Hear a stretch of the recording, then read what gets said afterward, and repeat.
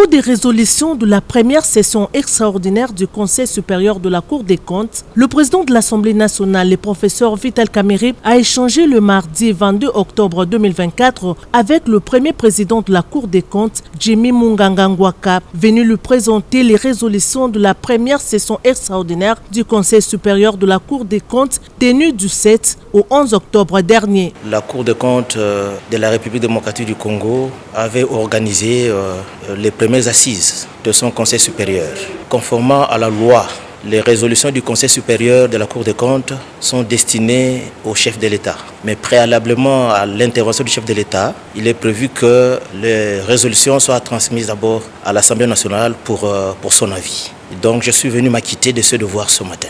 Ce que je peux vous dire, c'est que ces résolutions concernent le recrutement de magistrats à la Cour des comptes, la célébration du départ à la retraite des magistrats qui étaient retraités en 2022 par les ordonnances du chef de l'État. Les résolutions concernent également le départ à la retraite des magistrats qui ont atteint l'âge de la retraite, soit 70 ans, après avoir rendu de bons et loyaux services à la nation. On a également examiné la question relative à la promotion de certains magistrats à la Cour des comptes. En effet, conformément aux prescrits de l'article 41 de la loi organique numéro 18/024 du 13 novembre 2018 portant composition, organisation et fonctionnement de la Cour des comptes ainsi que l'article 33 du règlement intérieur du Conseil supérieur de la Cour des comptes, les propositions du dit Conseil relatives à la carrière des magistrats doivent recevoir l'avis de l'Assemblée nationale avant leur sanction par l'ordonnance présidentielle.